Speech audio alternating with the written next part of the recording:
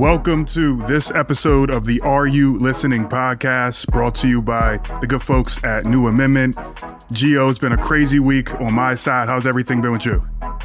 It's been good, man. Not a crazy week, but a crazy day for me. I got up at like 8 this morning, went to a little breakfast meeting, trying to figure out some stuff for Night Society watch party at Olive Branch, February 7th. So for all the Rutgers fans, make sure to get your tickets for that. Going to be really fun. Then I went straight to my training, and then I had training basically the whole night. I just got back. It's 10 o'clock now, so it's been like a 13, 14-hour day for me, man. It's been a lot. How about you, bro? Grind doesn't stop. It's been a wild 48 hours with Rutgers Basketball. Starting out, we went out to Iowa. We just got back this afternoon. I forgot you were there with them. Yo, it was nuts. As you know, we charter out after the game concludes, and Pikes and staff likes everything super efficient. But just to rewind back before, bruh, they had me out there playing in the manager's game, which was insane. They had Connor McCaffrey. They had all the essentially the Iowa basketball team. Caitlin Clark was there watching us play, and I'm thinking that I'm walking into a situation where we're just gonna go up and down the court a couple times, get a couple buckets. It's not like riding a bike, bro. Nah. I feel like I got hit by a truck at the end of the day. We came out with the dub, as you saw on the last second shot, which was much needed. Shout out Seb. Yeah, shout out to Seb, man. And shout out to all the managers everywhere. Obviously, they do a lot for the programs, and then ultimately they don't get any of the recognition. But these managers' games, they're intense because each of the players basically take on the profile of the teams that they're a manager for. And I saw that out there. They were setting screens, they were shooting threes, they were pushing the pace in transition, which was really, really cool to see. It was really serious. It gets serious. I've been to a couple of the manager games, and they have play calls, like they'll be doing all that, moving without the ball, like everybody's talking on defense. And like, man, you realize though quickly, like, for me, I just stopped playing basketball. And even when I play pickup now with some of my kids for basketball training, it's like my body hurts, bro. Like that, it really hurts. And it's crazy how quick. You're too young to be talking like that. No, I'll tell you. Like, I'll play pickup with them one day, and then the rest of the week I'm done. I'm like, yo, y'all got it. Like any one-on-one, they want me to jump back in. I'm like, listen, I already got mine in for the week. Like I'm good. Nah, I feel you on that. It's been years for me, and I got a regular job, so bro, I got to think about if the risk is worth the reward at the end of the day. But I got a couple buckets. I was proud with my output, but I did have a couple of instances where I was just way too winded at the end of the day. But we get through the game. Obviously, we'll get into the nitty gritty of how everything transpired at Carver Hawkeye Arena. Game concludes, and we're supposed to go right to the airport. Flight is delayed. We go back to the hotel. They're like, we're going to get you on a flight. We were supposed to take off at 7 p.m. Flight goes delayed till 11:30 p.m. We start making our way to the airport again at 11:30 p.m. We get to the airport, and they're like, mechanical issues, plane's not coming, go back to the hotel, you're going to go to sleep, stay overnight. Everybody's scrambling to cancel classes and, cancel work, things of that nature. They don't know when the flight's coming the next day. We got donors with us. We got the whole team. We got, everybody from the media there too. So we're just stranded in East Iowa at this point. We finally get a plane back earlier this morning. We just landed this afternoon, but had to get this pod out for sure. We got a really exciting guest, what we'll get into in a little bit, man. So really, really, really excited to jump into things. Yeah, man, me too. I'm excited too. But it sounds like we both had a really long day, but the show must go on. Absolutely, man. So let's jump right into the X's and O's. A couple of games to quickly recap, starting off with Rutgers versus Penn State. Obviously, I feel like that's the most natural and organic rivalry that they're trying to build the Scarlet Knights with. If they're looking for an opponent from a basketball and a football standpoint, there's a lot of history there, even before Rutgers got over into the Big Ten Conference. Coming into this game, we talked about it at length and previewed it. I called it. What did you see from your perspective? And I'll let you know what I saw from from the sidelines. Man, I mean, it's been a constant theme, but defense. I mean, being able to hold Penn State to 45, and you see what they do to Michigan the next game right after. So that's a high-powered offense. They shoot a lot of threes. I thought all the guys were very locked in on their game plan. Made it tough for Jalen Pickett. He still had 15 points, but that's just the type of player that he is. I was really impressed with Caleb's defense. But the biggest thing for me was, the balance. Like, Cam Spencer's having a rough patch right now, and these guys still find a way to win by 20. And it's like, that's the leading scorer of your team, the way he's been playing. And these guys still find a way to win by 20 points over a very good Penn State team. Like, this is not a mediocre team at all. They are going to be in the NCAA tournament. They are a very good basketball team. And the fact that you're able to hold them to only 45 points, it just shows the theme that we've been seeing the whole year, which is defense. Yeah, man. And Pickett coming into this game, obviously he's a very seasoned and tenured player. He's played at multiple stops in his college career already, and Shrewsbury has obviously instilled a lot of confidence in him to go and be that lead guard that's necessary. And it's a guard's game when it comes down to NCAA tournament time. But they're the oldest team in college basketball, in the history of college basketball, which is insane. I think Coach Pike was saying they had 5 1,000-point scorers that they've been able to bring together either through the transfer portal or just through recruiting, which is crucial. So you don't know if you hone in on Pickett, who else is going to step up, in an instance and allow them to go the distance. And they were coming into this game with a 13-6 record overall and 4-4 in Big Ten play. And obviously it's been up and down over the years for the Nittany Lions. So this is one of the more competitive teams that RU had to prepare for. Oh, yeah, 100%. And like you said, it is kind of like a budding rivalry. Coach Shrewsbury is an amazing coach. He's a very good coach. He challenged them after the game, too. You saw that interview where he basically called out the entire team, calling them all soft. And again, we saw the way they responded against Michigan. Very good basketball team, but just impressed with what these guys were able to do to be able to get that win at home.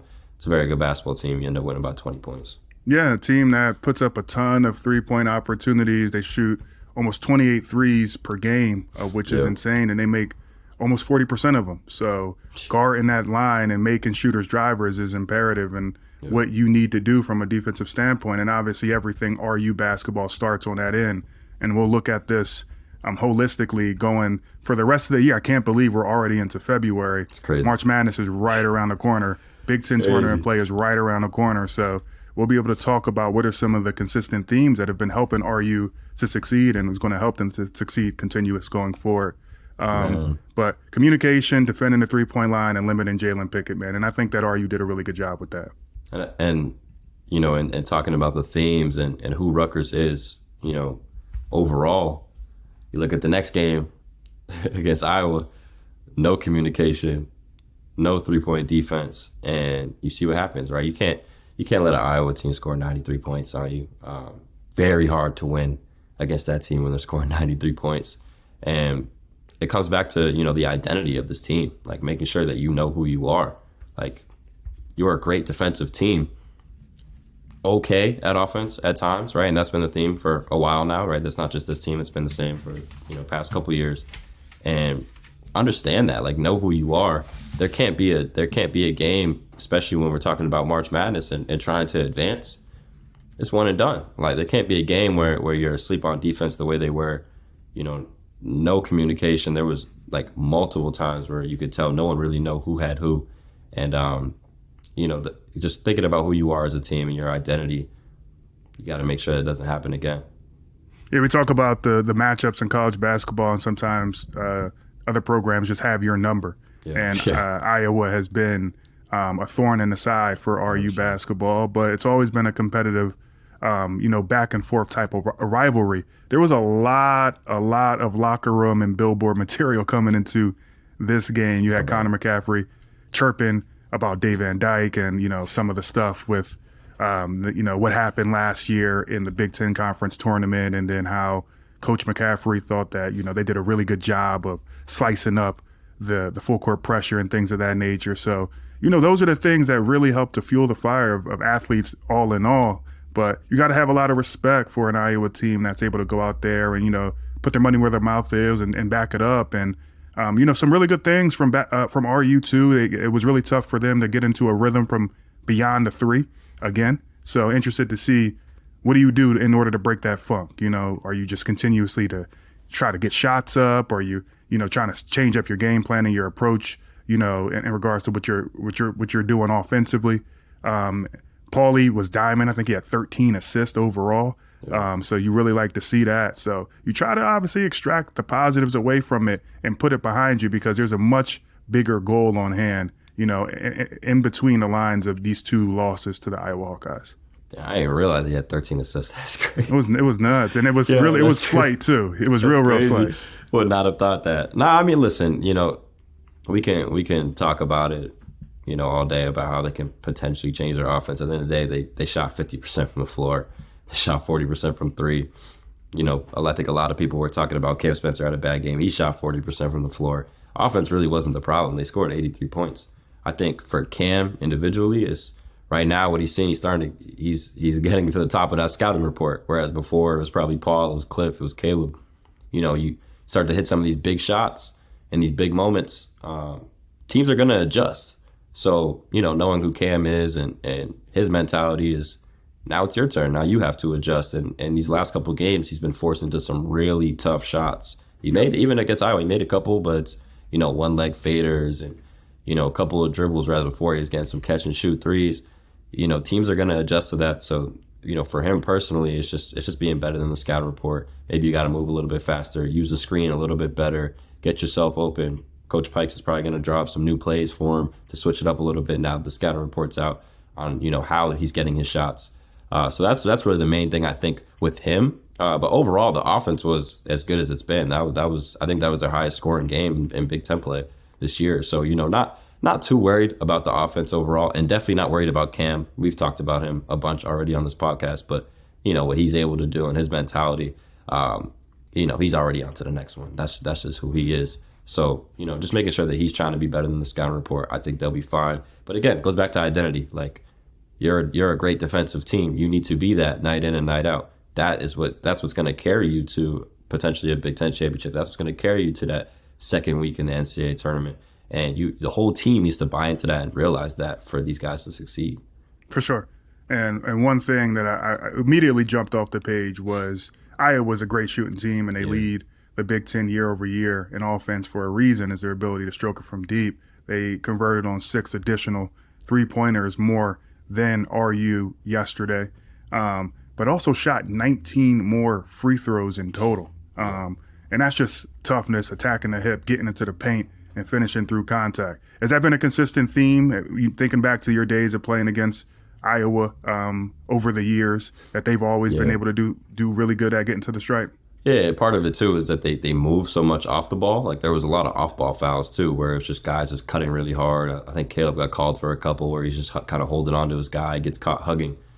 These guys move really well with the ball and without the ball. So, like, it's constant movement. You get really tired, get lazy for a second, and that's what kind of leads to that foul. And then I think for RU, on the flip side, is I think they had 18 turnovers. I mean, you're not going to get to the foul line if you're throwing the ball away. So that, that's just a whole nother situation going on. So that's, part of the turnover game as well.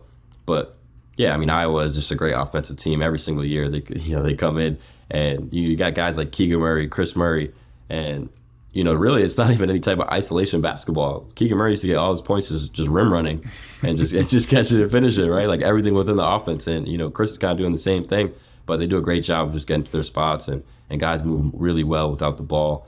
All that constant movement has obviously been, like you said, a thorn in our side for a couple of years now. We always struggled with it too, and when I was on the team as well.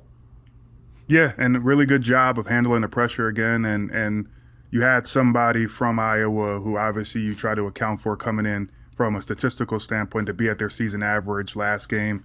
Peyton Sanford went above and beyond and really had a good offensive game. I think it was Ulis this time around that really got them into the flow of things offensively, when some of their main focal points from a scoring standpoint weren't able to get things going early on. And then one thing that was really cool to see from the sidelines was Patrick McCaffrey coming back into the game, standing ovation, obviously dealing with a lot of stuff off the court. You have a relationship with him, and what did you think of that situation? We're cool. Haven't talked to him too much this year. We follow each other on Twitter and stuff like that, and obviously we competed against each other a couple of times. But really happy just to see him back on the court, and big respect to him too. It's not easy as a student athlete with the bright lights on you to kind of just come out and say, look, I'm not okay right now. I need to step back for a second. So a lot of respect for him. I was really happy to see him on the court. I wasn't too happy when he hit 3 threes on us, that kind of stuff. But yeah, just always good to see a guy back on the floor, playing confidently, having fun out there. Like, he was celebrating on every shot. That's bigger than basketball. You know what I mean? That's, real happy to see that. Yeah, he had instant offensive impact ultimately for them coming in after not playing in many games, and to be able to be perfect from beyond the arc, 3 of 3 from Trey Ball, knocking down some really deep ones. Obviously, he's another added dimension and another weapon that they have to stretch the floor. But yeah, to your point, man, the mental aspect of college athletes, or just athletics all around, is something I think that's been undermined for many, many years. So big respect for him for being vulnerable enough to be able to bring that to the forefront, take the time needed to get back to the place mentally that he feels he needed to be to come out and play at his best each and every night and go at his own pace. And obviously after a loss, you were wrapped up in the emotions of what you could have done better. We were sitting on the bus. I look over, you're sitting in a tunnel at Carver Hawkeye Arena, and you could still see into their weight room. Who else? Patrick McCaffrey's there after the game, lifting, getting some extra work in to make sure that he's probably where he needs to be, tippy top shape, because conference play and tournament play is right around the corner. No, that's big time, man. Not a lot of guys are willing to do that too, to put in that extra work. So the type of guy that he is, type of character that he has, and the mentality that he has too, to continue to prepare himself for what's coming next. For sure, man. For sure. So a couple of really big games coming up. We're going to get over into, looking at what RU has been doing. Obviously, there's been outliers in every season from a defensive standpoint. Last game against Iowa is one of them, but the defense is something that travels. I know that's something that Steve Pikiell always says, and something that they're going to rely upon going forward. And with the season shrinking and some winnable games obviously on the radar this upcoming week against Michigan, I would like to kind of take a step back and look ahead to the rest of the year and sink our teeth in what RU has been doing so well from a defensive standpoint. All right, so now we're going to get into the scouting report of things, and RU basketball has been dominating on the defensive side of the equation. Quincy, have you been, first and foremost, really happy to have you join us. Appreciate you taking some time out. And there's a lot for us to get to, but have you been keeping up with RU basketball this year, more specifically on the defensive end? What are your thoughts? Yeah, I've been keeping up. I've been watching some of the games that's been on TV. I think defensively they just got a chemistry. They playing real good, and then they got the force. Cliff, the rim protector, so he cleans up a lot of things that I wish I had a guy like that when I played at Rutgers. That definitely helps out with transition, and Pikiell's doing a great job. Since he's been there, just emphasizing defense, and defense win games. So they've been sticking to that philosophy, and the guys been playing really well, and playing good defense. For sure, absolutely, guys are connected. Q, how was your defense as a player? I heard all the stories about the shooting. I never heard none of the stories about the defense. My defense wasn't good, but my coach Gary Waters, he emphasized defense, and he told me, hey, if you could focus a little more on defense, when you go out there, you got the green light. So once he told me that, that's when my defense actually picked up, and that's what's gonna get you to play. I was like, yeah, because I really wanted to be on the floor. So, right. Growing up in New York, defense wasn't really emphasized because I was such a great offensive player, and it's not a lot of teams that's good. You got like probably 6 teams in the league that's good. So every other team, you're not really playing defense; it's all offense. So when I got to college, that changed really quickly because I didn't play right away. A lot of people don't know this. They think when I first got to Rutgers, I got a spot, I had a position. No, I wasn't playing defense, and they said, hey, we know you can score. You showing us in practice, but you got to play defense because this is college, and we need everybody in sync. So, yeah, once they told me that, I bought into it, and, my defense definitely, picked up, and, I did good. I average about, especially my last year, I averaged close to 2 steals a game. So, yeah. That's a great message, too, to all the high school players, man. For sure. My Listen, defense wasn't as good as yours, but I had mine wasn't that great either. yeah. Hey, look, I watched. You had the really, length, you had quick feet, yeah. so I had a lot of was help though. pretty A lot of good, help man. though too. A lot of help, man. Yeah. I appreciate that. But never yeah, man, that's a doubt. good message though for all the high school players though. Is like college and high school is very different in that sense where if you don't play defense, like it doesn't matter how good of a scorer you are not going to play. That's just the way college basketball goes, So, any high school players listening right now, make sure to really take that to heart.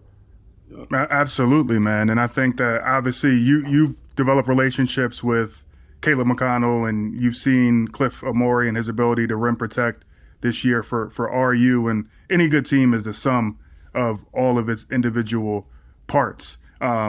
And RU is very, very successful when they're holding teams below 65 points and below. Talk about how difficult that is at this level when you bump up to the tippy top tier of Division I college basketball. Especially in the Big Ten, you got powerhouse that offensively like juggernauts. They got guys at all positions that could score. So it's really hard. That's why everybody got to be in sync. And every night, if one or two people, is a step or half a step slow, that slows down the defense. And that's when other teams just creep up on you and take advantage of that. So especially in the Big Ten, like I said, it's not an easy. That's major Division I basketball. So if you're not 100% on top of it, any little mistakes, they're gonna take advantage of it because that's the level of offensive players they have in this league. So, it comes with it. It comes with playing at that level. For sure. And then you got to be in incredible shape, being able to protect your elbows, be gap strong, communicate, switch off on people. And one thing that I've noticed from Rutgers is how they have so many different pieces that can switch off and guard multiple positions. Have you ever played on a team that had that type of personnel from a matchup standpoint? And how far do you think Rutgers can go, leveraging, what their strong suit has been on the defensive side of the equation? I've never been on teams like that because I feel it's an advantage if, you have multiple guys that could guard multiple positions because you can switch. But, a lot of teams I played on, the coach is like, hey, no switching, fight through the picks. So a lot of times, especially me being a slim guy, it's hard to skinny up on those screens. So, it just opens so much opportunities, especially in the pick and roll. So that's an advantage when you got guys that could, guard multiple guys because you can just switch. And with the length that Rutgers have, they have that ability. And, especially when Geo was there, Geo could switch, being the height and, the strength that you had. So that helps out a lot. It makes the game, a lot easier defensively where, guys don't have to really fight through screens. You can just switch and they're strong enough to hold those bigger guys. And, and the big guys are quick enough to stay with the guards. So, I know I wish I could have had the opportunity to play, with a team like that. But, even as a professional, I never got a chance to play with, where we could switch. And it was always, hey, you got to fight over the screen or go under the screen, communicate. You got to blue as in like push them away from the screen and stuff like that. A lot of strategies to not to switch, so. And Big Ten is some big ass screens, yo. Right, yeah. You got Zach Edey, you got Hunter Dickinson, Trace Jackson Davis. Right. I mean, those are some big ass screens, man. It's physical, crazy. Man, for sure. And we were talking about before you got on, they just RU just played and lost at Iowa for the second time this season, and one of the biggest differentials was the foul difference. Iowa shot 19 more free throws than RU did in that game. Talk about the preparation mentally, life on the road when you're going into a hostile environment, and how all your preparation from a scout standpoint needs to be ramped up, 2 to 3 times, even more. Yeah, for me, how I approached it is I was a gym rat. I was always in the gym, just fine tuning, making sure I had my touch. But with that preparation going into the games, I didn't pay attention. My focus was more on my routine, as in like when I shot, I always had to remind myself, bend my knee. So I'm always was talking to myself in the game. So when you that focus and the crowd is like yelling at you, and I didn't hear it, to be honest. So I actually, if you look at my stats, I actually played better on the road than I did at home, because I knew I had to bring that type of focus, because at Rutgers, you got the fans, patting you in the back and they cheering for you. So you're going to get that support. Away, you're not going to get that support. So your concentration and your preparation got to be that much, prepared. You got to be that much prepared. So I always went into the game just prepared. I always I was a big guy on watching film. So I would have CDs and game film brought to my hotel room, and I would utilize that time just to, see how they would guard me. And because I had a lot of pressure and I had a lot of responsibility as a junior on the team. So I just took it serious. I knew, I wanted to have a good year, and, I wanted to make sure I was productive every game because the team needed me. We didn't have that much offensive, threat. So I was basically the 1, 2, and 3 options. So I was just ultimately prepared. I made sure I stayed out the practice and I would come early and I get my shots. Some games before we flew to the road games, I would have them wake me up 7 a.m. The coaches thought I was crazy, but I was like, this worked for me in high school. I know it's gonna work for me here. So I want to keep, it up. So they would come pick me up 7 a.m. and I'll get about 500 to 700 shots before, I go eat breakfast and then get ready. So I feel it's all about preparation, just being prepared and understanding the goal and not paying attention to the outside noise. You got to just have that laser focus. What was your favorite place to play at? I would say Syracuse, because I was a big fan of Syracuse growing up. They came into the recruiting scene late, after, I already committed to Rutgers. My prep school coach was trying to get me to do another year prep, and he you can open up. But I was like, nah, committed to Rutgers. They gave me an opportunity. This is where I'm going to go. So, just growing up watching games at the Carrier Dome, how historic, and, Jim Boeheim is a Hall of Fame. He was like a respected coach. So I always, perform well in the Carrier Dome, and that was something. And that's back when Syracuse was also humming. They were clicking on all cylinders. That's what Syracuse. That's they were St. John's, Syracuse. They were a beast back then. They still a good team, but back then they were, they were always ranked in the top 5, top 10. So it was never easy, especially during that zone. When they play in that zone, they were full court press. But for me being a shooter and how I prepared, I loved the zones. I knew how to attack zones. I knew how to get my shot. And, their zone is like closer to the 3-point line. I had I had range. So I used to pull from real deep. And, I had some real success against them at their home court. I broke the scoring record over there. Scoring. That's the perfect segue, I would say, into our Word on Campus segment. I want to get into a little bit more about some of the things that you were able to achieve while at RU, and obviously a kid that grew up in Coney Island, Brooklyn. You talked about how that influenced, your upbringing and how you approached basketball at the end of the day. Before we get into that Syracuse, that game, which was nuts, I remember watching that. What was some of the decision and the thought process in regards to, why you ultimately decided to go from Brooklyn to RU, and what other schools were you considering? I had a decent amount of school. I had St. John's, I had Seton Hall, I had some low division ones, Hofstra, I had Siena, Iona, Mississippi State.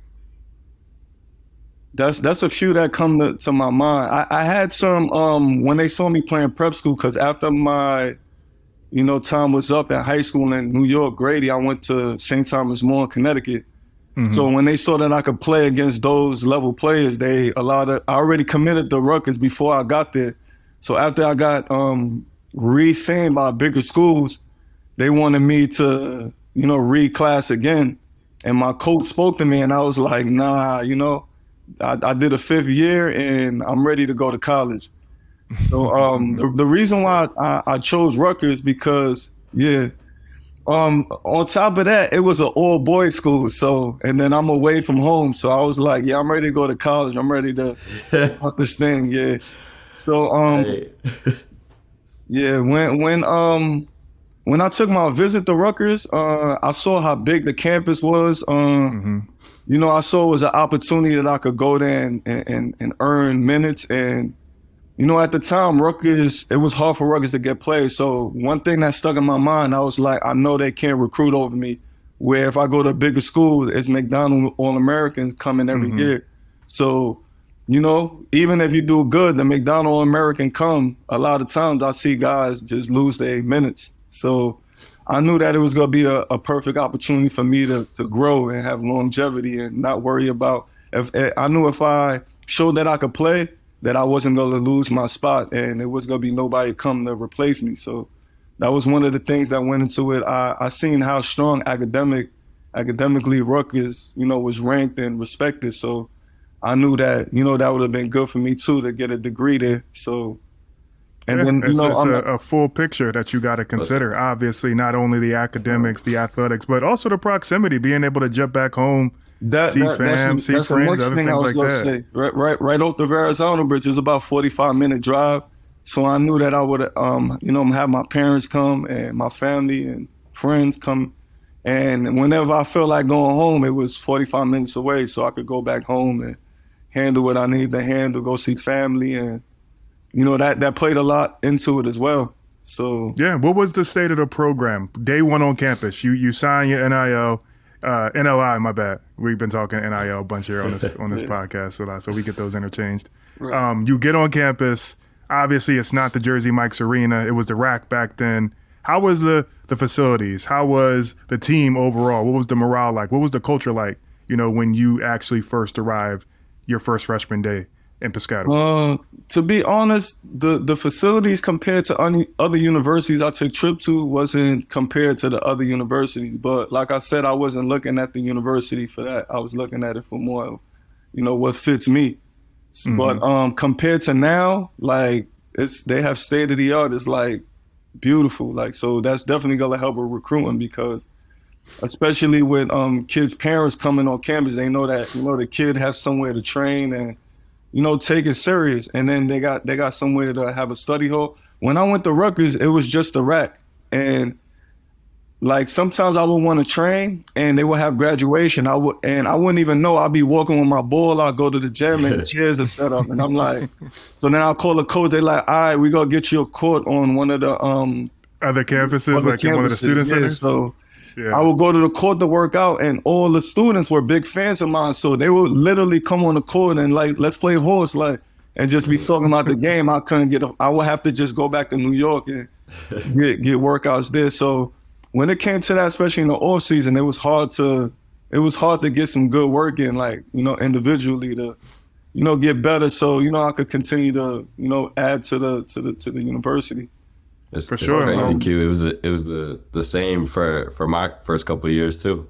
All we had was the rack. For you, yeah. So you know exactly what I'm air talking conditioning about. when we was there, bro. It was nuts. We used to go in there and like, number one, we had to break into the rack. There was like one door that was a little loose, so we would shake it open, break in there, and then we'd get in there, and the cheerleading and the dance team would be in there already. Right. We got to wait for them to finish practicing before we can even get on the court. But they used to just have people randomly shooting in there, bro. Yeah. They would just man. have random students able to access a high Division I basketball team's facilities, which I think that says a lot. I remember that as well. At one point, there was just like random people in there, and a security guard would keep like a list of like the players' guests, and like the security guard would go up to you, they would see you shooting on one end, and the random people on the other end. and the random people would just give you the puppy dog eyes, like, please say I'm your guest. Like, and it's like you get put in this crazy positions because it's like, I don't know this dude, but like, yeah, sure, just let it rock. Like, I don't know. Like, yeah, you don't want to spoil his fun. Crazy.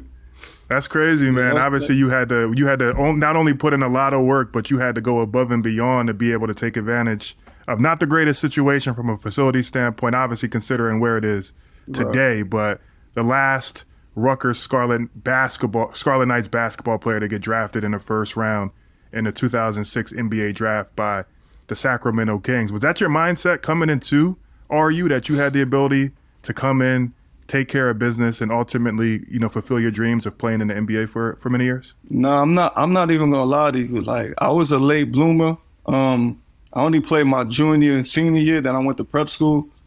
My parents, they wasn't born in America. They moved to America in, the late 1970s. They from Haiti. So, my parents was always just education. They didn't really support the basketball. They was like, coming from where they come, they didn't understand how it worked in America. But they knew that America had opportunity, like, if you get your education. So my parents was focused on, like, hey, get your education. Like, the basketball is good, but we want the education. So I literally played basketball because, growing up in my area, a lot of kids were going to jail and getting killed. My best friend, who I grew up with, we was together every day. He wound up, getting caught doing something and doing 5 years. And he was calling me from jail, every few months, letting me know what's going on in there. So it was kind of like a scared straight moment. Like, absolutely, I see where I'm gonna end up if I don't get my act together. And growing up in Coney Island, guys like Stephon Marbury, Sebastian Telfair, Chris Taft, some guys made it out, made it to college. So in my head, I was like, I gotta find out what they did, and then I gotta do it and, try to make something of myself, because my parents was talking about education, but they don't have money to send me to college. So I knew that I had to grow up fast, you know what I'm saying? And my parents worked every day, so my parents wasn't around. My parents, I didn't live in the projects or nothing, but I lived in a townhouse surrounded by projects, and my parents took a mortgage on it. So my parents was, hey, we not gonna depend on nobody, we gonna work. You guys, we gonna give you leadership, we gonna give you advice, but we gotta make sure we pay these bills so we don't live on the streets. So we was basically raising ourselves, like, while my parents was at work. They would be in work from the morning till like 8 at night. So for after school, it was my decision. Was I gonna be productive, or was I gonna end up like my friend? And I decided, hey, let me work on my game. Like, I'm already good. Guys in the neighborhood telling me I'm good. So I continue to just go to the gym and work on my game. And it became therapeutic to the point where I just loved it. Like, whenever I had issues, I just go to the gym and just clear my mind. So I heard that. Let me put some figures around that, specifically in regards to some of the things that you were doing. You were all Big East selection throughout your career. You had a year where you averaged 25.4 points per game, scored over 1,690 points in total, which is sixth all time in Rutgers basketball history. You came in and dropped 35 points in an NIT game your freshman season. So obviously you came in, looking to kill and take advantage of the opportunity. And then you were mentioning earlier one of the most memorable games in all of RU basketball history, 9 3-pointers at the Carrier Dome against a really good Syracuse team. And if you play at Syracuse, that depth perception, playing indoors in a dome, is something crazy. Right. Yeah.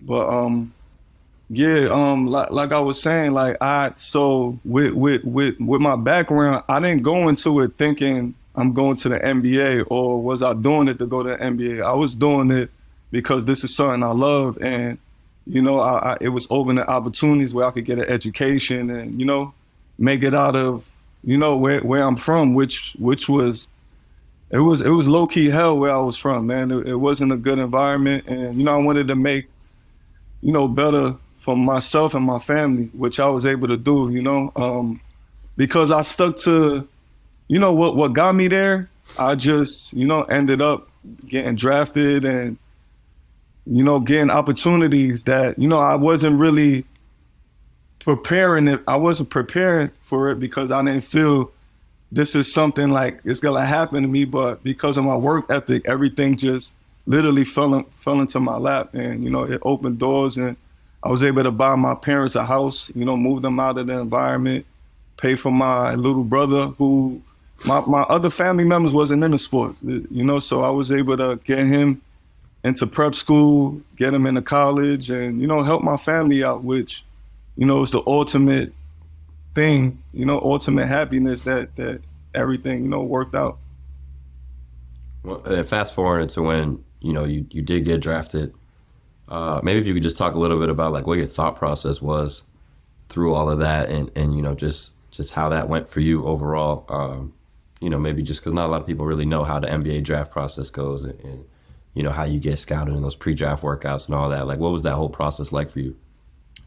Yeah, this is how it went. Literally, you know, after my season, I had a lot of agents contacting, you know, my high school coach, and you know, my high school coach was connecting them to my parents, and they were saying, you know, he had such a great year. We feel he's a potential first round pick.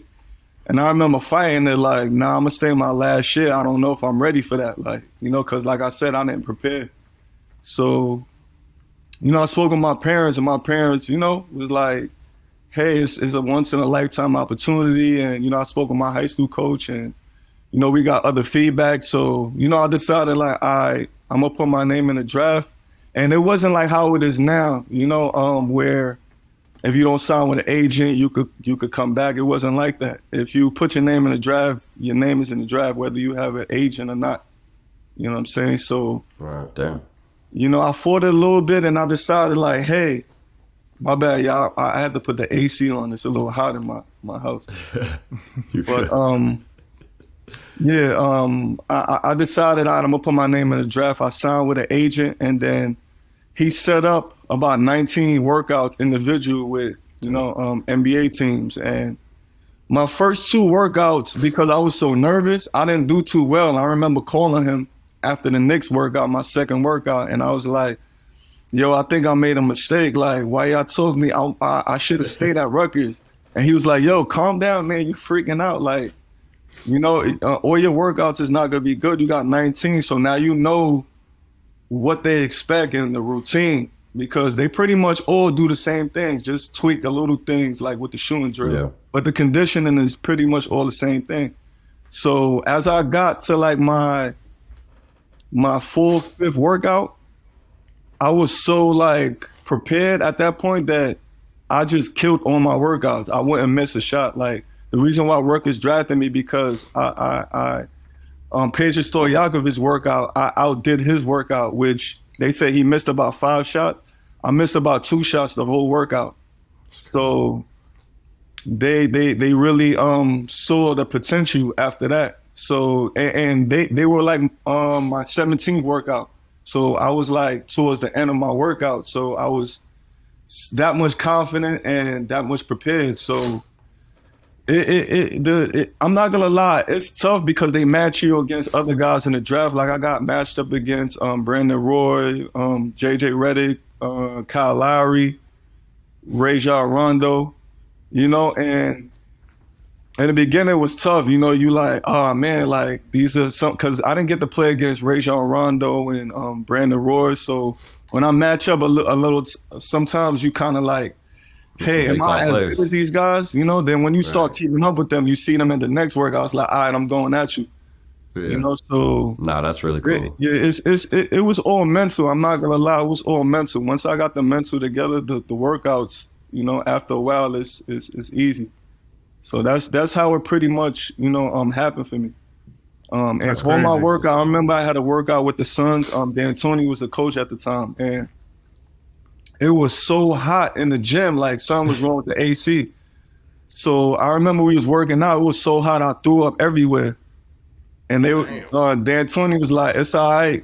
We seen enough already. You don't have to work out. I said, nah, I'm good. I wiped my mouth up and I went back on the court. Like, nah, I'm gonna finish it. You know, That's these real. are stuff that, NBA teams want to see. They want to see your heart. Yeah. They want to see if you go fight through it or if you go give up. A lot of That people next wind play up going sticking mentality. around or undrafted is when they go to these workouts, they don't think it's important. They like my college resume speak for itself. So they go into the workouts like half-assing it, and these people that's gonna invest all this money in you is watching you like, nah, I'm not gonna take a chance, and that's why a lot of guys that you like, why they ain't get drafted, why they, because I seen some guys do that in the draft, and I mean in the workouts, and I was like, how you not taking it serious? And then those guys wind up going to the second round, and I was like, Yeah. oh, I understand it now, so. Yeah. So Well, so- we go we ahead, put Austin. out a call to the people, RU Nation, with a couple of questions that what they would like to ask you as we conclude and we kind of wind down here. We're going to run through a couple of topics and a couple of questions that people came back to us with feedback. And if you could give us your one-word answers in regards to what you feel or what you think about each of these types of questions, we're going to run through them. And then I want to get to some of the other stuff towards the end of this conversation about what you've been doing recently and the really exciting news that came out today. So one of the questions that came in was, would you wear the same NBA draft day suit that you chose back in 2006 in retrospect? I actually didn't go to the draft physically, because it was like a little situation where my mom's trying to invite the whole family, and it was just like, all right, let's just have it somewhere else because I don't want to get everybody upset. So we wound up having it at my high school coach house, and I didn't wear a suit. I just wore a white tee, some jeans, and we watching on TV with my agent there talking to GMs and presidents of the team and seeing where we go in the draft. So I didn't get to wear a suit, but if I could do it over, I would definitely had gone and wore a suit and get to shake David Stern hand. Heard that. Favorite basketball shoe of all time? I would say Jordans, Jordan 11s. Those are my favorite shoes to play with. That's what I played with in high school all the time. Those are classics. First big cop when you signed your contract after RU?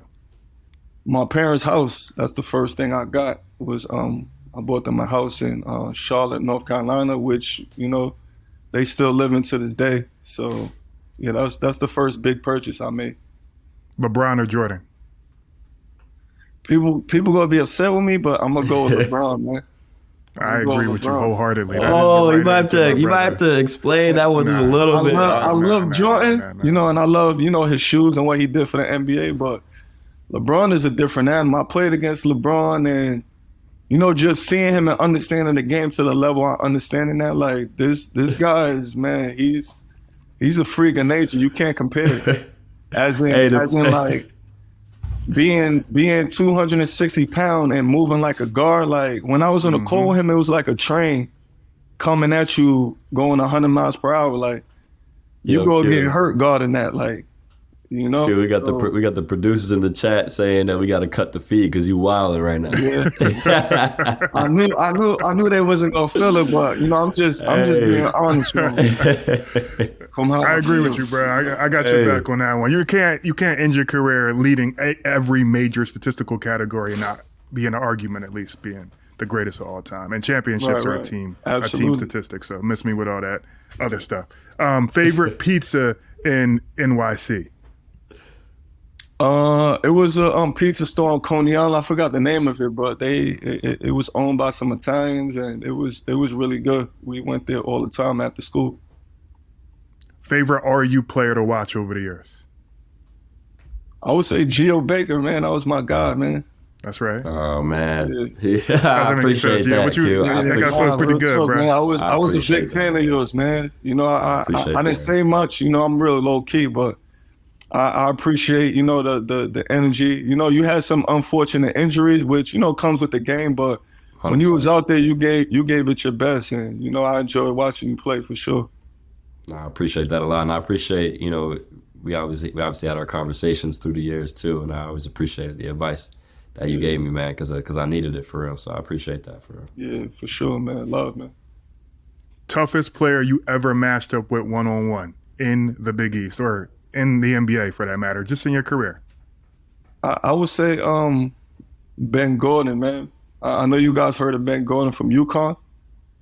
Yo, he was a beast of Absolutely. guard. Yeah, he jumped so high on his jump shot, very athletic and strong. He's like a pit bull, man. He's tough. So yeah, BG he was was a hooping at the Nyack a couple years ago. He still had it. Him and Emeka Okafor. Act yeah, like yeah, they never he's stopped different. playing. He's a different dude, man. So I believe you that he still got it right now. But yeah, him in college, and I would say in the NBA, Monte Ellis, you know, he had that really quick first step, like, and very athletic. So he was very deceptive. He was hard to read, like his steps and his moves. So I would say them too.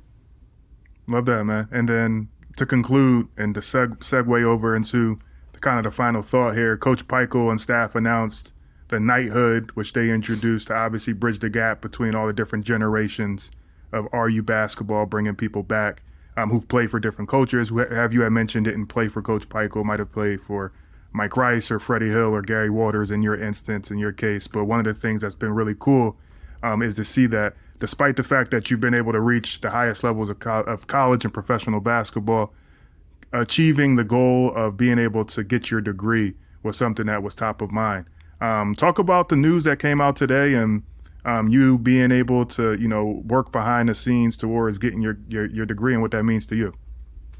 It means a lot to me, man. I'm so happy that I was able to accomplish that, especially where I came from in life. It was a real struggle. It wasn't easy. I had a lot of ups and downs, but even though I made it as a professional athlete, I always had it in my head I wanted to get my degree and finish it because I left my junior year. I only had that 1 year to finish up, so. Every time I would come and visit, Randy would always be in my ear. Randy was there since I was. She's like, when you go finish your degree, when you go finish your degree. When I see my mother, when you go finish your degree, I'm like, I'm kind of busy. I got a few businesses. I got a family now. So then, I finally spoke to Randy. I'm like, all right, Randy, I feel I'm ready. Especially when COVID happened, I just took about 2 to 3 classes every semester because it was nothing going on. So it was the perfect opportunity to just take as much classes as possible. So I did that, and that was the last year. 2019 was the last year I played pro. When COVID happened, I was not gonna go overseas. Some guys still went overseas, and they was calling me, telling me like, "Hey, we're not playing no games. They don't know what's going on." I'm like, "Nah, let me stay here and just focus on family and finishing my degree." So yeah, I'm really happy that I was able to get it done, and now I feel accomplished as a player and, a academic student.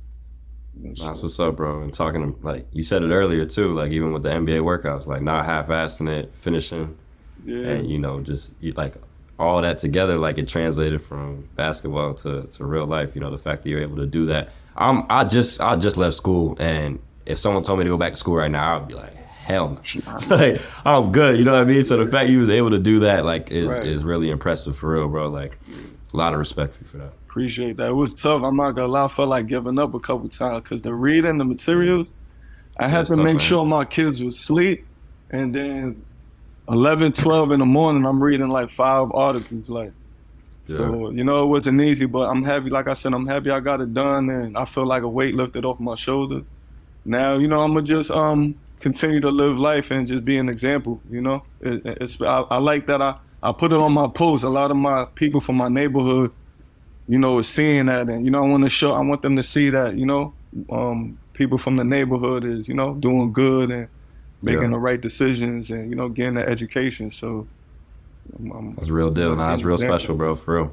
Yeah, thank you. That's awesome stuff, man. We appreciate you coming on tonight. Obviously, you got a million other things going on in the life of coaching and obviously entrepreneurial endeavors and keeping up with RU basketball.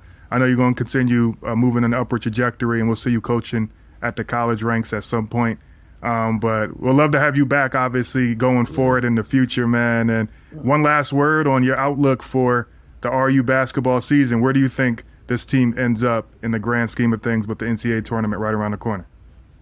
I feel they 100% gonna make the NCAA tournament. We probably go finish in the top 5 in the Big Ten. So, they just got to clean up some stuff. Like I said, it's not gonna be perfect every game, but Pico's doing a good job. I'm learning a lot from him, watching him with his patience because, like you said, you just finished playing. I just literally finished playing a couple years ago as well. So when I'm coaching these kids, I'm a high school coach now. When I'm coaching these kids, sometimes I'm like getting so frustrated, and Pico is doing a good job, and I'm learning from him with his patience, and he's doing a good job keeping everybody together, keeping their spirits high and their confidence high. So I feel they're gonna continue to be successful. He's taking the program to levels that it never reached, So he's doing a good job, and I feel they're gonna continue to have success and get to the tournament, and take another step, try to get past the first round, get past the second round. Let's try to make it to the third round and. Right. Build on that for the next season. So, heard you, Geo. Any final thoughts? Nah, man. Just really appreciate you having on. I feel like, you gave some great words. I could tell you're a great role model for, the kids you coaching in high school. I'm doing the same thing right now with basketball training, so I'm going through the same exact thing as you, man. We're trying to be patient with these kids, but everything you're doing, man, is for real inspiring. Like I just have fun just listening to everything that you were doing and what you're doing now too. So I appreciate you. Yeah, no, thank you. Appreciate you too, man. Sure. Couldn't agree more. A phenomenal insight. Appreciate you being on, and we appreciate everybody tuning in on the next episode of the Are You Listening podcast. We'll be sure to dive into how RU did against Minnesota in a big game right on the horizon against Michigan State University at Madison Square Garden. So thank you all. Beyond the Big Ten is a network of podcasts that aims to be your go-to resource for all things Big Ten. We cover the entire conference with shows hosted by ex-players and athletic alumni, aiming to be your go-to source of information and entertainment for your favorite team. Hosted by ex-Big Ten players, media, and insiders, our podcasts are focused on giving diehard fans and those alums an inside scoop about the teams and people that make the Big Ten Conference one of the most watched and most talked about conferences in sports. We're excited to talk Big Ten basketball with you wherever you may be. Subscribe now.